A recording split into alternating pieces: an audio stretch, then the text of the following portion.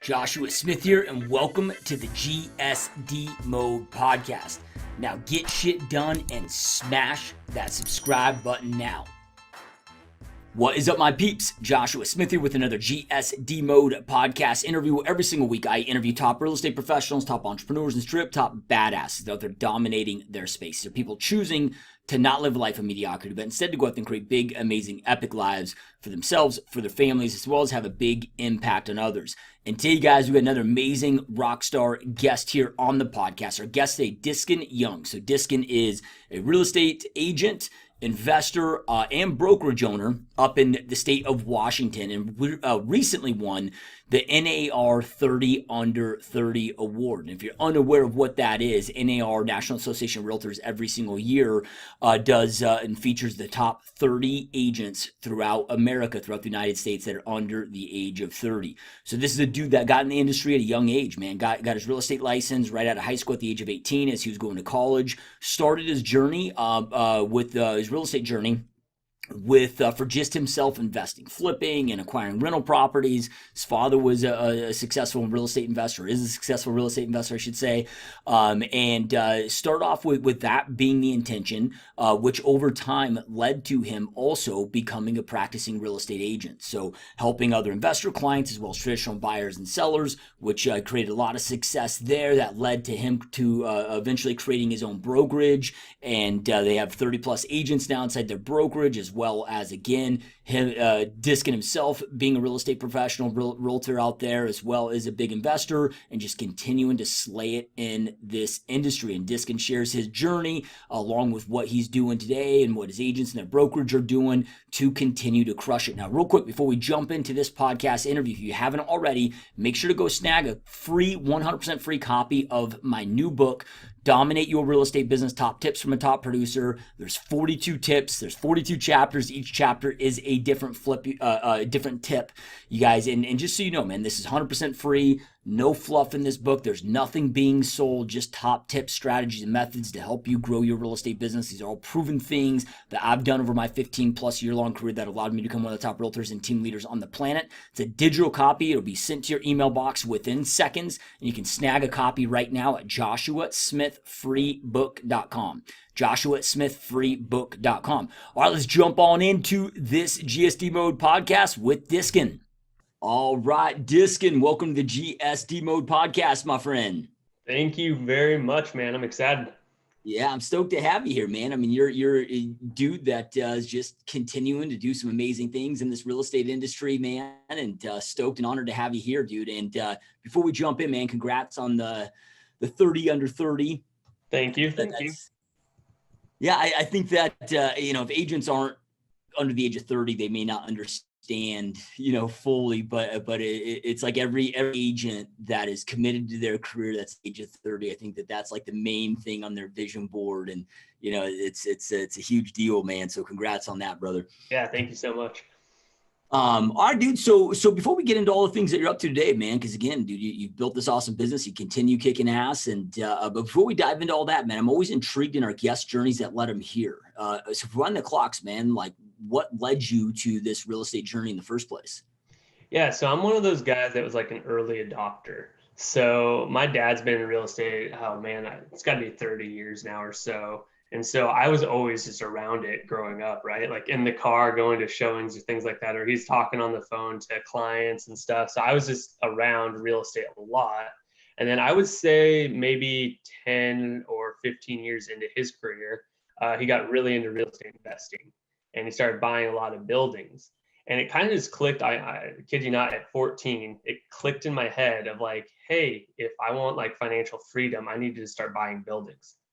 And so that's what I got obsessed with. I like started reading everything at like 16 or so, I'd say, just a whole bunch of real estate investing books and anything I could get my hands on investing wise. I would go with him actually to the local REIPs meeting, things like that.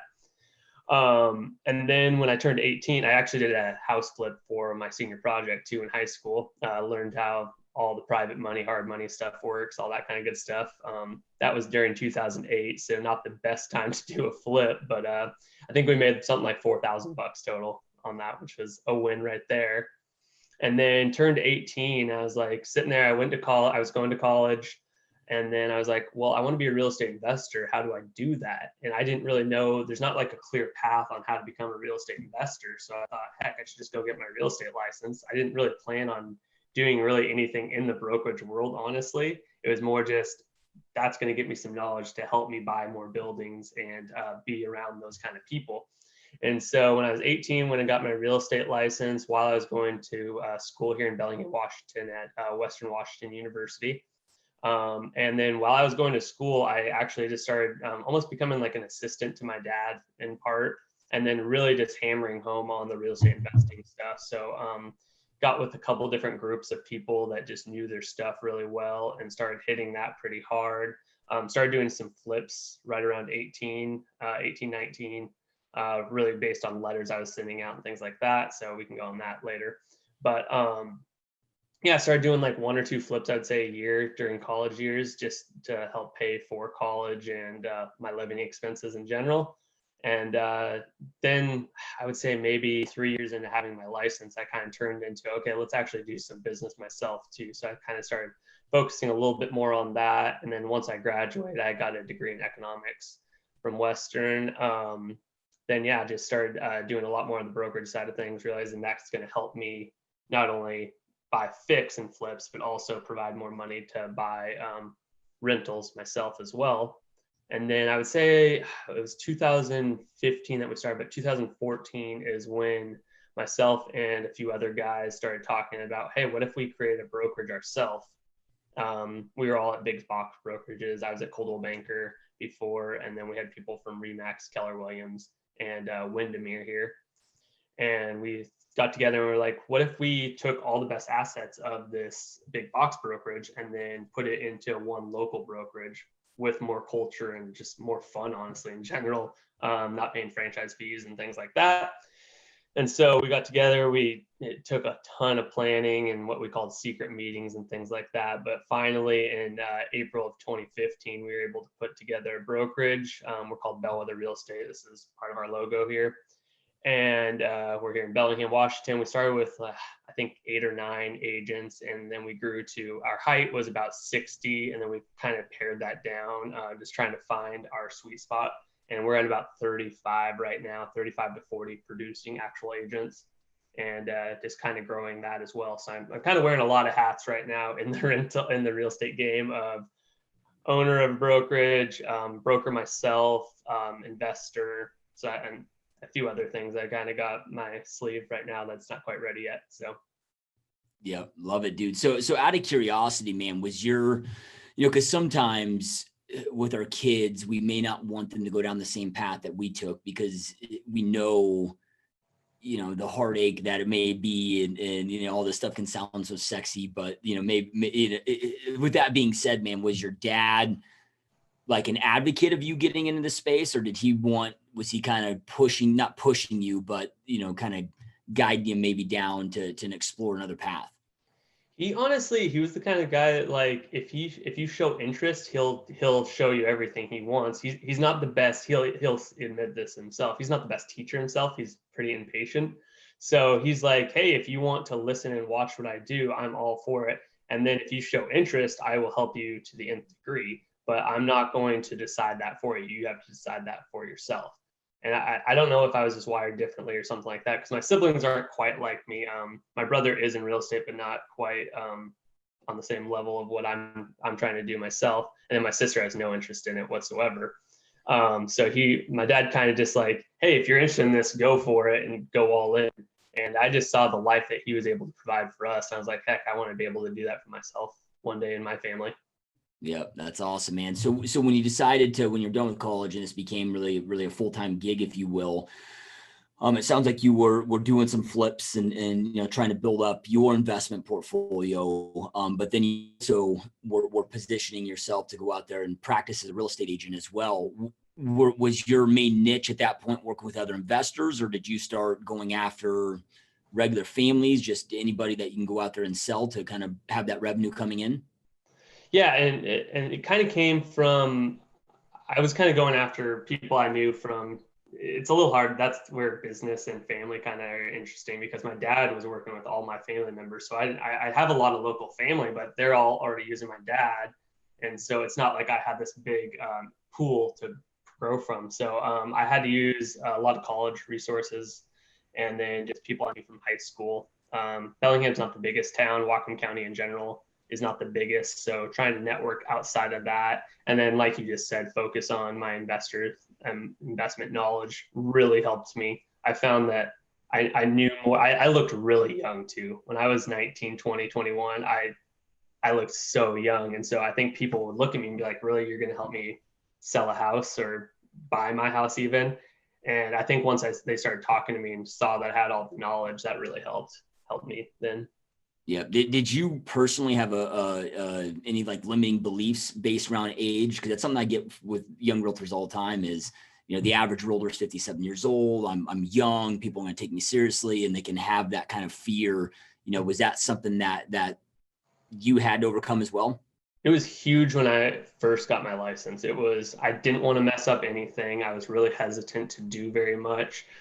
I didn't want to make any mistakes whatsoever. Like I just thought it would look unprofessional. And as I'm getting older, I'm realizing, people aren't even going to know the mistakes. So looking back on that, that's kind of funny. But yeah, I was super afraid to do a lot when I was younger, just because how I look, but also just so afraid to mess up. And it's such a big deal where that's where the knowledge comes in, where the more knowledge you have, the more you're going to feel better in front of people. Yep. Love it, man. So then, walk us through your first few years, man, because we know the failure rate industry, the vast majority, it's like 90% don't make it. And those first few years are so important, man, because, it sets that foundation. In order to thrive, we need to be able to survive and stay in the game. And, you talked about tapping your contacts through the college, because your personal sphere of influence, seemed like your dad had that, so you could leverage that, step on his toes, and I get that. What were some of the other things that you did to make sure that you didn't become a statistic in those first 2-3 years? Right. I just said yes to everything. So I don't care what it was. I don't even care what appointment it was. I just said, or education event it was. I just said yes to every single thing I could. I think that was kind of the main key, is just don't think like, oh, I need to be doing, I can't make time for this. I want to go, especially when you're younger, you want to go do all the fun stuff your friends are doing. I think that was one of the biggest things, is just saying no to that stuff and saying yes to the things I know might not pay off now, but in the future, I think it will lead to something in general. I think that was pretty critical, of just don't, I'm trying to put this in an elegant way. Just so many people, especially right out of college, kids are still partying, still doing all that kind of stuff. And it's so tempting to go and do that, where if you just say no to that a few times and, sacrifice that right now, it's going to lead to so much in the future, and saying yes to the things you should be doing deep down. So I think that was pretty critical for me in the beginning, for sure. Yeah, love it, man. So, there's a lot of, whether it's agents, team leaders, or so forth, that may want to go out there and start their own brokerage. How did you know, and I don't know the best way to frame this, but, that the time was right for you to do that, as well as, like you mentioned, okay, hey, we created a plan. We were able to dissect and break down what was missing so we could create something unique for agents in our area, right? So like what maybe were some of those things that, that we're missing, that led you to being like, hey man, we need to go out there and start our own brokerage? And then also, how did you know the time was right in your career? I mean, I see so many team leaders and agents that like, they'll go start their own brokerage just because they want to save them money, right? But they haven't really thought and planned it out all the way through, and it could become a lot more than we think. Right. The timing wise, I kind of was in a why not now mentality of just, hey, I'm young, I don't have a ton to lose. Like, okay, if this does fail, if the brokerage fails in a year or two, let's go back to one of the other brokerages. So it was kind of perfect timing. I wasn't super established yet, as like people didn't associate me with that brokerage yet at all. So I think it was kind of the perfect timing, honestly, of just, I have nothing to lose. Why not go for it? And then what we were kind of seeing in the market was we only really had one local, like real brokerage in the in our county. And so looking at them, they were started a long time ago. They started kind of in the same vein as what we were doing, but it was kind of it needed to be refreshed. So kind of spinning off that idea of like, hey, we can put some new eyes, some new energy into this. And honestly, for me, it was a big energy thing. The brokerage I came from, I was the youngest person by far, and I wanted to be around like-minded people that really were into success and on just younger, obviously, honestly. I wanted to be able to grow into a position like that. So that was kind of the main driving factor for me. And then once I got in my head and started thinking about it, I couldn't stop thinking about it. So really just pushing the envelope of, okay, let's meet now. Let's keep this going. It takes a lot to start a brokerage, and you don't realize that when you first get into it. So Yeah. Well, let's go down that, man. Like, what were some of the biggest obstacles? And I'm sure that there were some that are tough to anticipate. Sometimes we don't know, what we don't know, and we can plan out everything as much as we think, and there's unexpected things that come up that we weren't planning for. And what were some of those obstacles and things initially on that you guys had to really focus and overcome, when you started that brokerage? it's you can plan for, like we did, we planned for 8 or 9 months, and then I think you just have to realize when the day actually comes of, hey, I'm going to my designated broker on this day, telling them we're starting our own brokerage and leaving the company and starting our own. When that day finally comes, you got to realize that everything's just not going to be perfect, and how to deal with the things that come up of, like, just little things like insurance. Like, there's so many things that you have to hit on that are important to start a brokerage that you kind of knew, but once you're actually in the space and like, okay, I've officially given my notice, I'm out of this company, we're in our own. I mean, day one, man, we were sitting on boxes. Like, we had this big empty space, we didn't have any furniture set. I was our IT man at the beginning. I'm trying to hook up our router and all our internet and Ethernet cables. I don't know what I'm doing. A lot of little stuff like that where you're just like, okay, we could have planned for 5 years and it was still honestly probably been the exact same outcome. So trying to get as many ducks in a row as you can, but when the day comes, you just kind of roll with the punches a little bit too.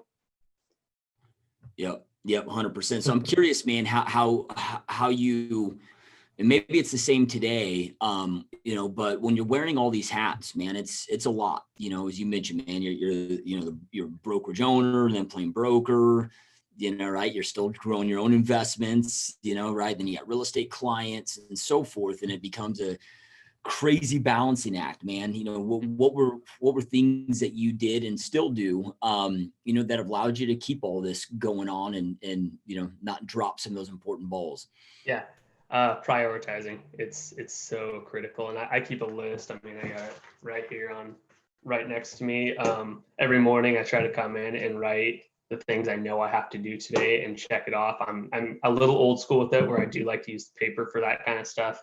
But getting an early start to the day and just like focusing in on that, and just, okay, what's the most important things I have to do today? Okay, let's get those checked off, and not letting little things slip. Or I actually did let some things slip with my real estate investment stuff that led me to so many other things. I'm thinking, you're sitting there and you're like, why did I let this go when it led to so many great opportunities? So kind of recognizing that, of like, just because you get some things going, don't stop what got you there in the first place. I think that's pretty critical. If something was working, led you to all these opportunities, once you got the opportunities, don't stop that funnel, right? Because once you're done with those opportunities and they've kind of dried up, or maybe they're finished, you got to restart the whole system and whole engine again. So that's critical. Yeah, it's crazy, man. How, and it's not just in real estate. I mean, it's just, I think it's something that all entrepreneurs struggle with is, we stop doing the things that create the success in the first place, right? Or we try to fix something that isn't broken, Yep. right? And it can make us lose that momentum and so So, if we fast forward to today, what are your main focus now, man? I mean, are you still in production working with clients, or is your main focus running the brokerage and kind of handling your own investment stuff? Like, what does life look like today?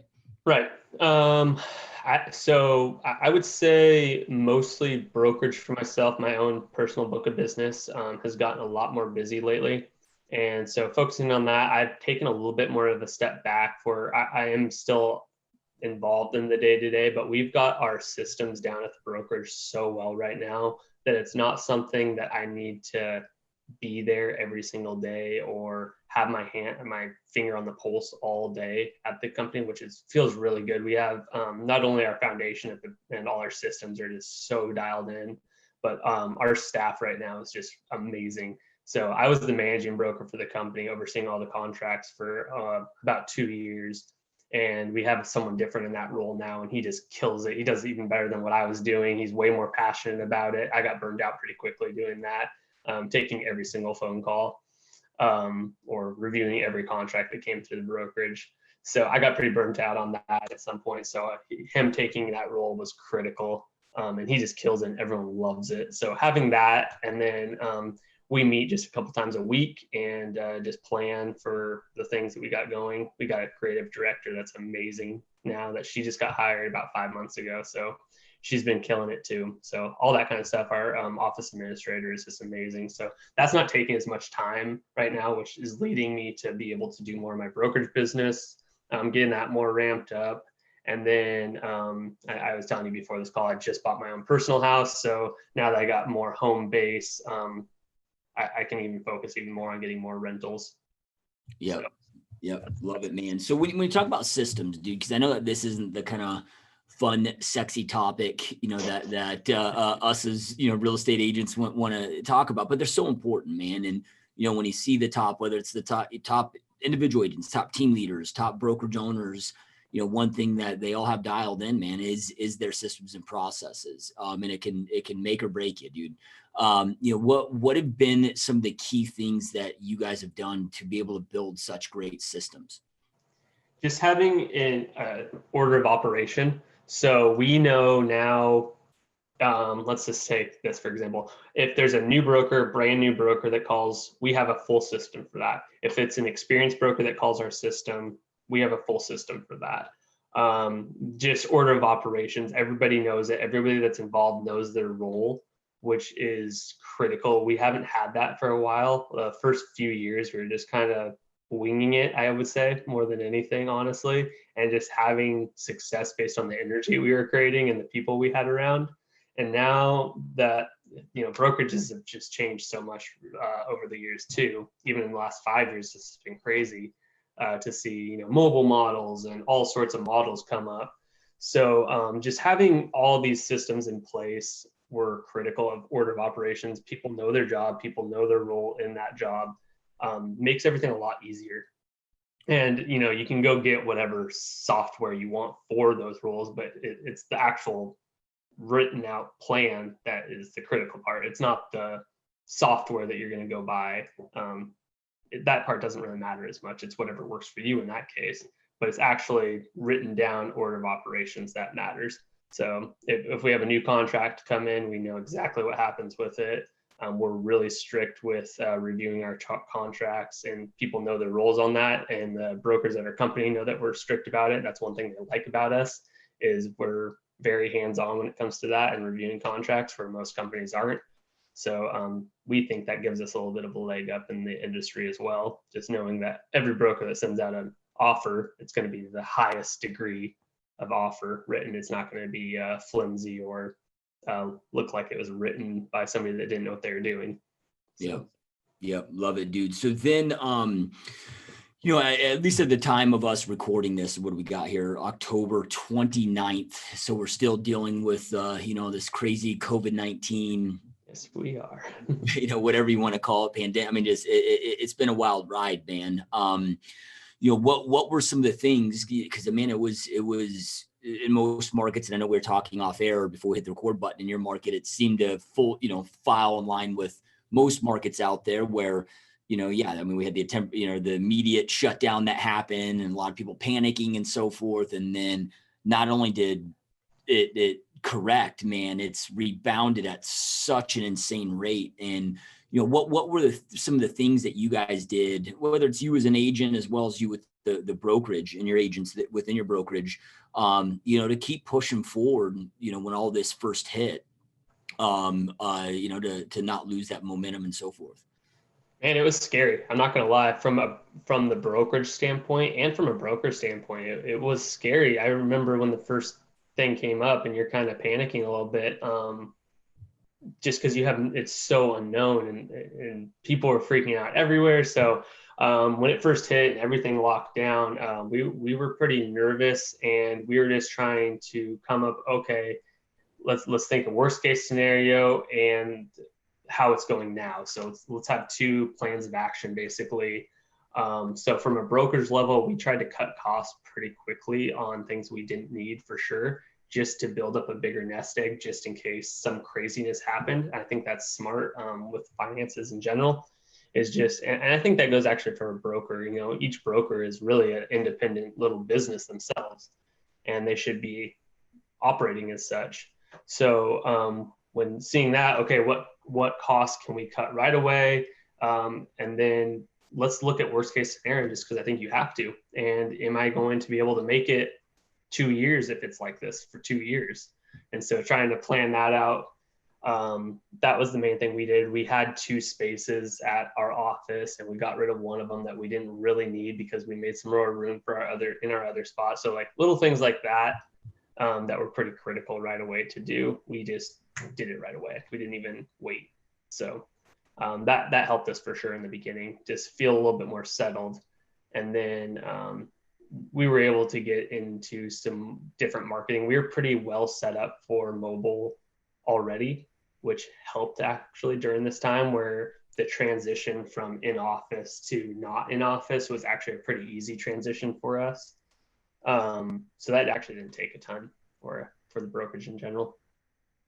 Yeah. So, in order to put those plans in place as well as to execute and implement, and it sounds like you guys did it quickly, right? You didn't hesitate. But man, you can't allow the panic. You got to control your mindset, right? And a lot of people, man, they sort of get plugged into the news. They start freaking out. They bury their head in the sand. They can't get in action because of all of that fear and the chaos and so forth.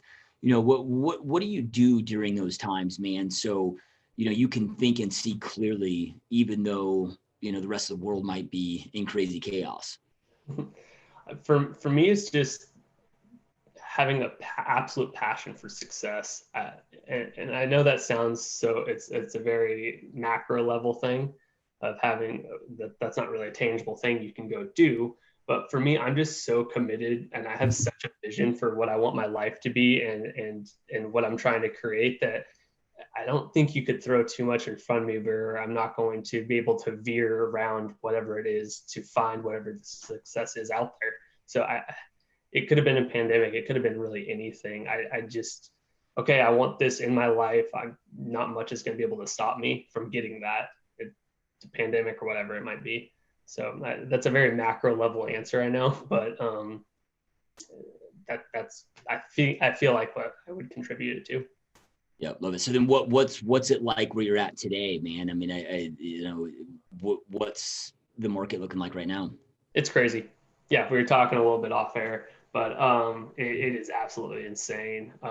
We're in Bellingham, which is about an hour and a half north of Seattle, for people that don't know where Bellingham is. And then it's less than an hour from Vancouver, BC.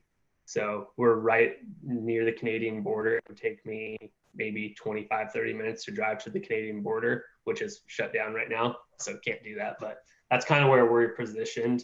And it's just really pretty here. We have lakes, we have mountains, we have the ocean, everything like that. So environment wise, it's really pretty. And, I could go ski and be up on the mountain in an hour and 15 minutes or so. So area wise, it's kind of this unknown gem a little bit. And so what we're finding right now is just so many people from California and Seattle are coming to our market. And it is a little sad. The Seattle people, they can sell their house in Seattle for 1.5 or something like that and buy a really nice here still for 800. and work from home now. So they're trading in that lifestyle for the lifestyle we have here in Bellingham. So it's definitely getting a little busier here, but it's still a pretty unknown gym, which is cool. Yeah. Well, you guys are zero state income tax too in Washington, aren't you? We are. Yeah. Yo, it's crazy talk in California, man. I'm sure that's Are you in California or where are you at? No, I'm in Phoenix, Arizona. Okay.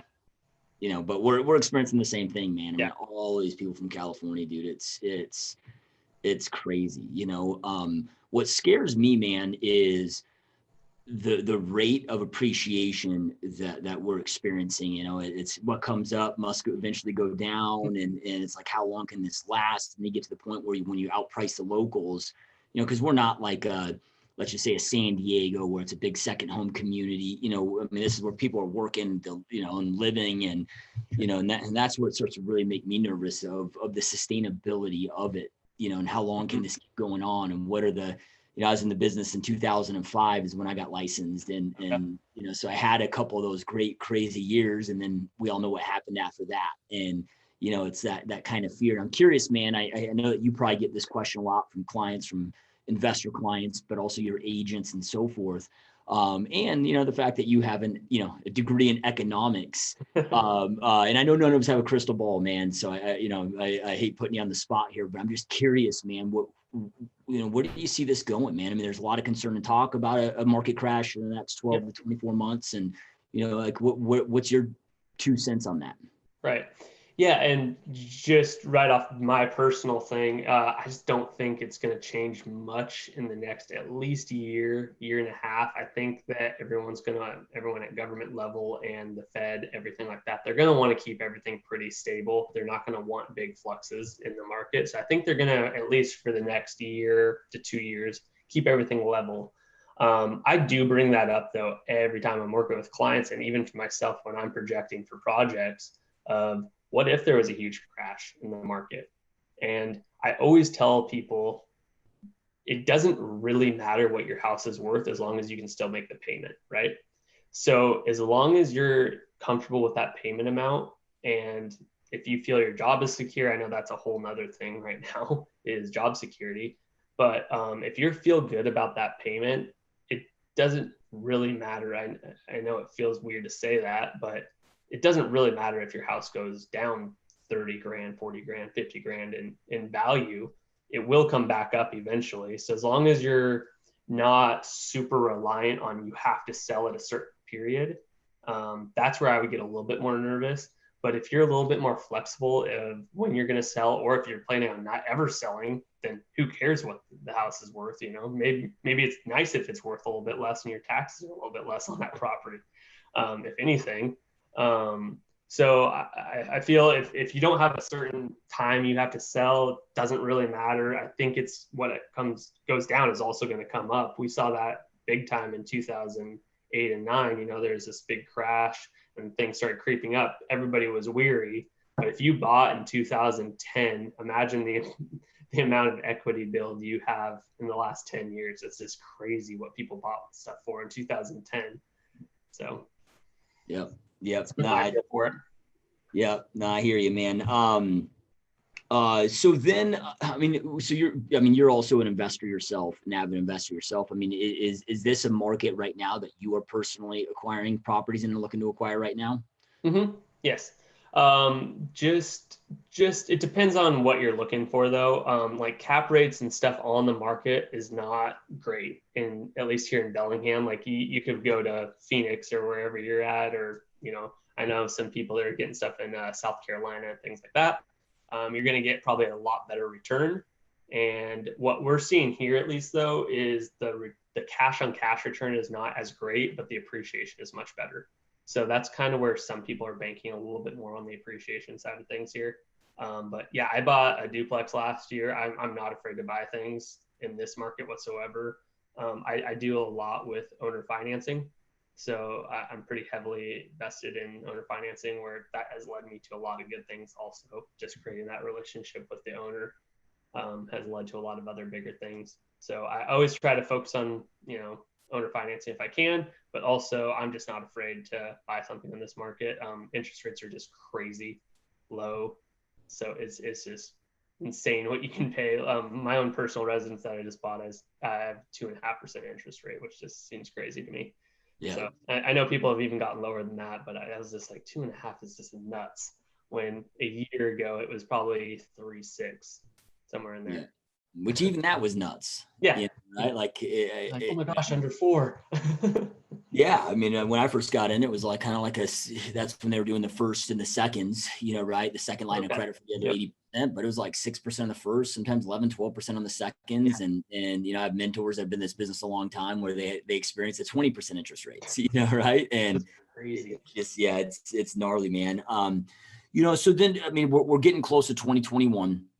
And I'm just really curious, man, on what, you and your agents and your brokerage that are doing that seem to be working really well when it comes to getting new clients and growing their business. Like what are some of the things that you guys are doing right now that seem to be working really well for you? Mm-hmm. Yeah, we push this to all our agents too. For all our trainings, is really pushing the experience that the client has. So we have this ourselves that we call ourselves a local experience brokerage. And we try to push the experience to every asset and fact that touches Bellwether in general. So whether that be a client, whether that be a broker, an employee, anything that touches Bellwether in general, we want them to have a unique and just amazing experience in general.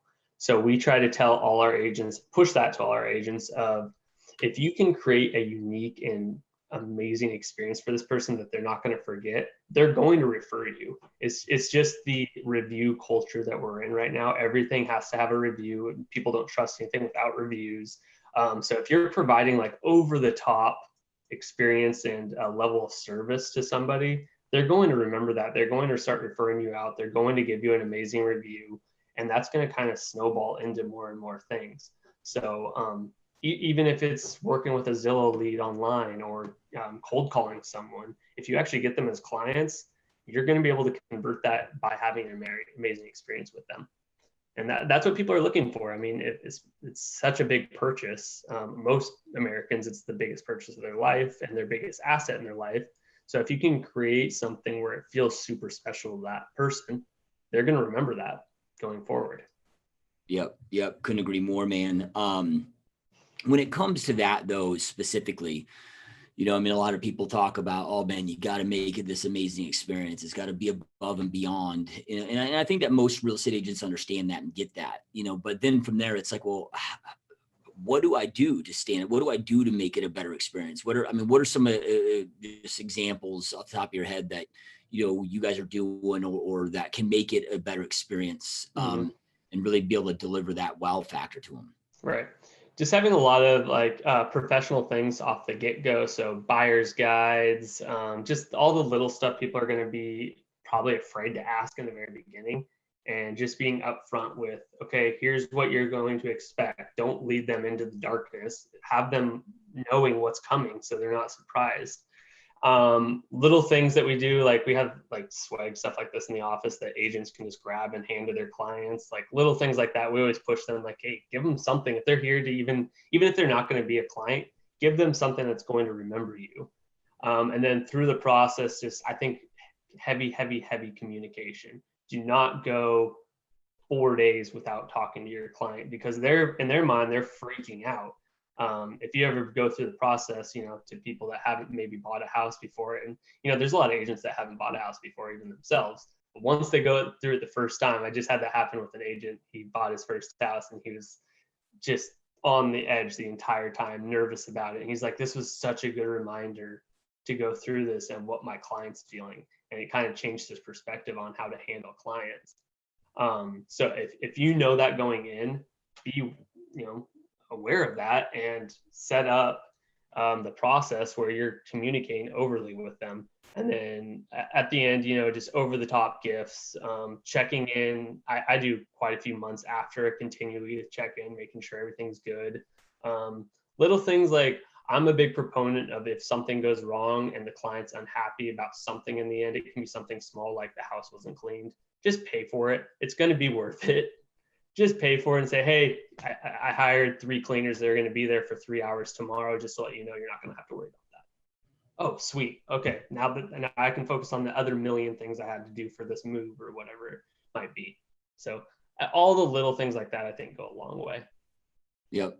Yep. Love it, dude. I'm curious, man, with you, also having so much success on the investment side. I think for most agents, I mean, number one, it's we're in an industry where we don't have we don't have retirement. We're not getting as into, form of a pension or whatever. So we have to be methodical and think about, okay, what are we building so we can create wealth, not just commissions, but create wealth and create that retirement.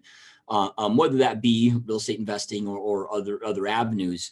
But I think deep down, at least most real estate agents that I talk to would love to become a successful investor themselves and kind of become their own client, right? And, but it's overwhelming, man, of where to start. And there can be this mindset of, I got to have so much money in the bank, and, it's hard to come up with that. And, what would your advice be, for somebody that's wanting to start that journey, but man, they don't know where to start, and they don't know how to get that ball rolling.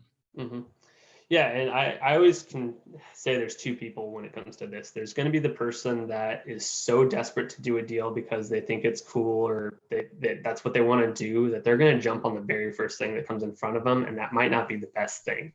And then there's the other side of the coin of the people that, they research everything to death. So they're going to research and read every single book that's ever been written about real estate investing and never do a deal once. I was in an investment group with these people that they would always be going to every single seminar you could possibly go to under the sun, and they never did a deal. So I think there's the two sides of that. I think you got to be kind of knowing what side you're on, or at least in the moment.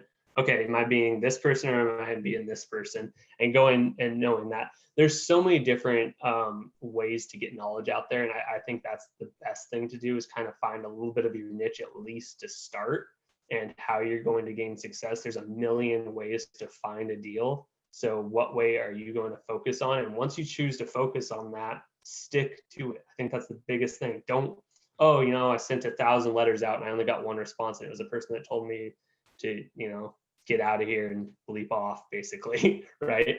Are you going to let that get you down, or are you going to keep going forward and like sticking to the plan that you've set aside? So that's how I got started, was just going, researching, doing a lot of stuff. So I had the knowledge base, but also stuck to my plan. And then when it comes to like money, I think that's just a thing people see online. You don't have to have money to start. I think I bought my first, I bought my first investment for $10,000 out of pocket for myself. So you don't have to have a ton of money, and you could even get something for less than that. You just got to know, you got to have enough tools in the toolbox for that. Yeah. Well, and the cool thing today, man, is not that this information hasn't always been out there, through networking events, like you mentioned, through books and so forth. But today, man, we live in such a blessed era with podcast. You got bigger pockets. You got all these different, tools that you can just go learn from investors all day long for free, and gain that knowledge, gain that data, and go out there and, go after it. 100%. Yeah. There's so many things online. YouTube, you can find your favorite people that give you A, motivation, and B, actual knowledge based on whatever subject it is, if it is real estate investing.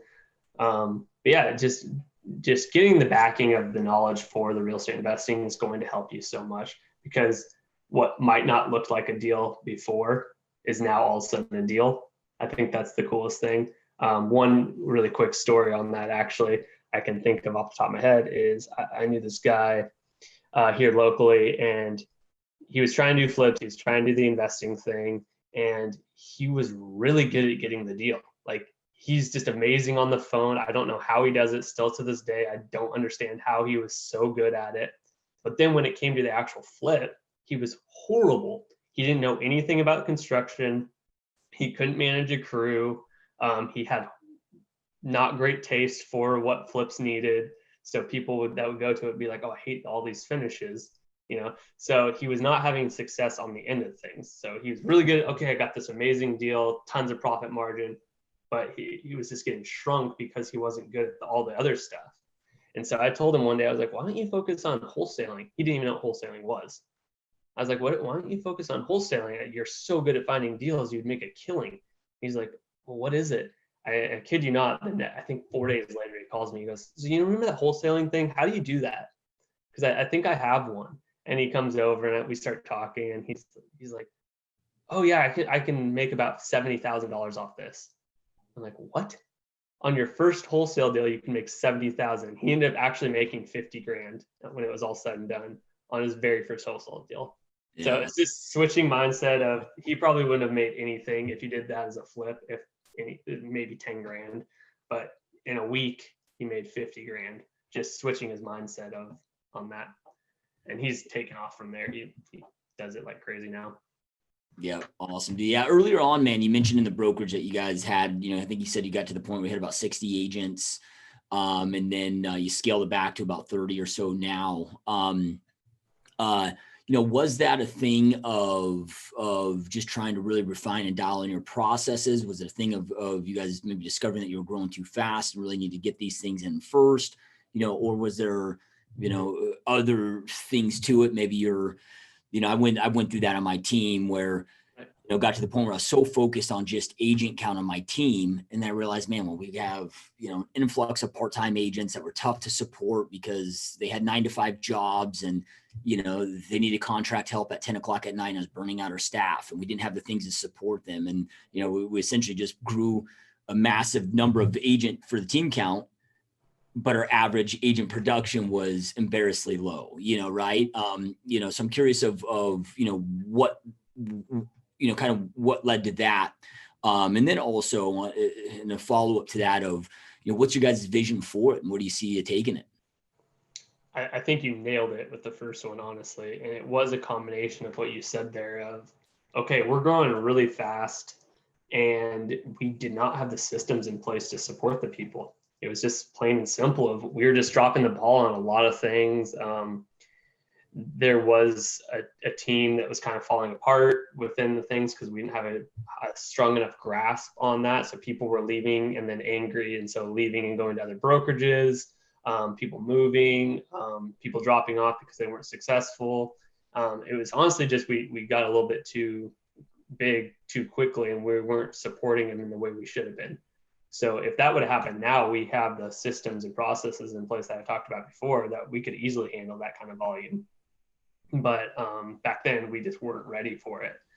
It's almost like we weren't ready for the success that we had right off the beginning. And so we let too many things slip through where looking back, you're like, oh my gosh, all that was such a good opportunity, but it is what it is there. That's hindsight. And then where we plan on taking it, we're in a different spot. So in about, I would say 6 months ago, we kind of sat down and was like, okay, let's really think about what's important to us with this brokerage. What do we want to accomplish with this brokerage? Are we trying to be a very boutique 25-person office, or are we trying to have 20 locations in 4 different states? Where kind of are we? We kind of decided we want to really dominate our local market first and have it be the best brokerage on earth and then expand from there. We don't ever want to be the biggest. We don't ever want to be the most volume. We want our brokers to feel cared for. We want them to love where they work. We want them to all be successful. I think that's the main thing. So trying to come from a place of that and growing the brokerage from there. And once we start to dominate our local market in the ways that we have said is successful for us, then maybe we look outside to the next county down or something like that. Solely just because our brokers will do business there, so that might help them put things together. But that's what we're focused on fully now, is just how can we best serve our agents and have them be the most successful and really be legitimately known as the best place to be in town. Even if it's not, we don't have 300 agents like a Keller Williams or something like that. Yep. Love it, man. So, what one frustration for a lot of team leaders and broker owners though is, getting their agents to really buy in, not just to, training and the culture, but really to their own goals. right? I mean, this industry is a lot of work, man. And I can't tell you how many agents over the years that I've interviewed that have jumped on the team that, have these huge goals, but then they just didn't truly want it, meaning they didn't truly show up and do the work necessary and so forth. What are some of those things that you guys have really learned that allow them to plug into the support that you have, right? Because they have to choose to show up, choose to do the work and so forth, which, man, it can be tough. And sometimes we can want success more for our people than they want it for themselves and so forth. Yep. Yeah, that couldn't have been better said, honestly, than what you just said. Is you can't want it more than them. At least for newer agents, it is a little bit of a numbers game. Some people just seem so ready to go and good, and you're like, oh my gosh, this is going to be a home run. They're going to be amazing, and they just don't have it for whatever reason. So it's a little bit of a numbers game with new agents. We take our interview process really seriously, where we have a rule of no assholes. We want people that we want to work around and are going to motivate us to be better ourselves. So that's kind of our biggest thing when hiring someone is, hey, is this someone I want to, go to happy hour with later? Is this someone that's going to be fun? Is this someone that's everybody else is going to get motivated by and learn from? And is this person that's going to actually contribute to the culture of the company? If no, I don't care if they are the highest producing agent in the city. I don't care. If they're not going to provide that, we're going to say no to them. So, and that has happened over the years where there's been some bigger name people that have come and asked about the brokerage, and we just knew what kind of person they were, and we just said no. Sorry, we're not open for you, basically. So sticking to that over the years has been important. So. Yeah. Well, so I mean, to sum that up, it sounds like you guys are very clear on whether you want to call it avatar or your ideal client or the ideal agent that you want inside your organization. You're very clear on that, and then you make sure that people that you're bringing on fit that persona. Yep, exactly. And it's not an age or anything like that. It's not an avatar in that way. It's more of who they are as a person. And if they fit that avatar of a person and character, then we're golden. Yep.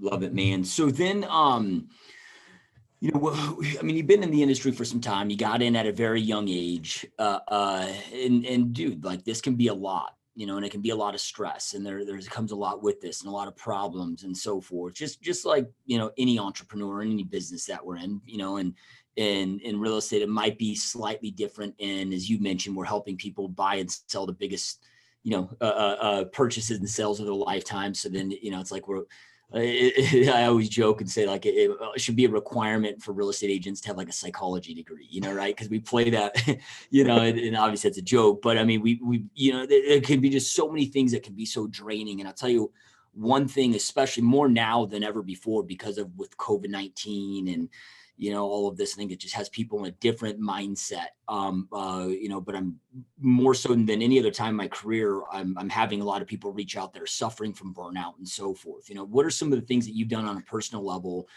not to let burnout get to you, not to slow you down, like to stay driven and to stay pushing and to stay, continuing to do the work? I think one big thing is celebrate the little successes.